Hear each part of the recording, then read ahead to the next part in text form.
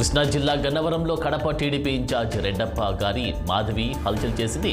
కారులో వెళ్తూ వైసీపీ కార్యాలయాన్ని మాధవి ఫోటో తీసింది. ఘటనపై వెంటనే రియాక్ట్ అయిన వైసీపీ నేతలు ఫోటో ఎందుకు తీస్తున్నారని ప్రశ్నించారు.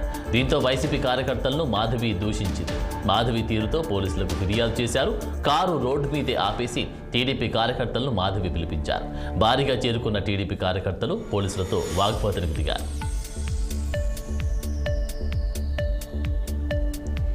అక్రమంగా తరలిస్తున్న హవాలా డబ్బును ఈస్ట్ జోన్ టాస్క్ ఫోర్స్ పోలీసులు సీజ్ చేశారు. ఘటనలో 2 వ్యక్తులను అదుపులోకి తీసుకుని వారి వద్ద నుంచి 49 లక్షల రూపాయలు స్వాధీనం చేసుకున్నారు. భారీ ఎత్తున నగదు తరలిస్తున్నట్టు సమాచారం అందుకున్న పోలీసులు చాదర్ఘాట్ చిన్న బ్రిడ్జిపై నిఘా పెట్టారు. ఈ క్రమంలో వాహనాల తనిఖీలు నిర్వహించారు. అనుమానం రావడంతో ఓ కారును ఆపి తనిఖీ చేయడంతో వాహనంలో 49 లక్షల నగదు పట్టుబడింది.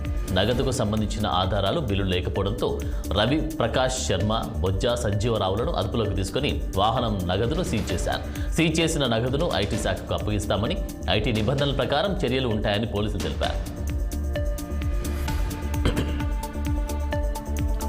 బీఆర్ఎస్ ఎమ్మెల్సీ కవితకు సుప్రీంకోర్టులో చుక్కెదురైంది. బెయిల్ కోసం ట్రయల్ కోర్టుకు వెళ్లాలని సర్వోన్నత న్యాయస్థానం సూచించింది. లిక్కర్ కేసులో అరెస్ట్ అయిన కవిత తన అరెస్టు చట్టవిరుద్ధమంటూ దాఖలు చేసిన పిటిషన్ను సుప్రీంకోర్టు త్రిసభ్య ధర్మాసనం విచారణ జరిపింది.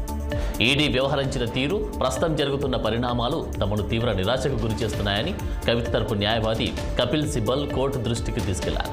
దీనిపై స్పందించిన ధర్మాసనం ప్రస్తుతము తాము కేసు మెరిట్స్లోకి వెళ్లడం లేదని స్పష్టం చేసింది. ఇందులో తాము బెయిల్ ఇవ్వలేమని, మొదట కింద కోర్టును ఆశ్రయించాల్సిందని తెలిపింది. దీనిపై ఈడీకి నోటీసులు జారీ చేసింది సుప్రీం ధర్మాసనం. 6 వారాల్లోగా దీనిపై సమాధానం చెప్పాలని స్పష్టం చేసింది.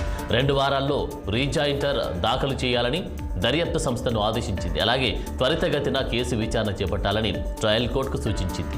ఈ పిటిషన్లో రాజ్యాంగ ఉల్లంఘనకు సంబంధించిన అంశాలు లేవనెత్తిందిన దీన్ని ఇప్పటికే దాఖలైన విజయ్ మదన్ లాల్ కేసును జత చేస్తున్నట్లు వెల్లడించింది సుప్రీంకోర్టు.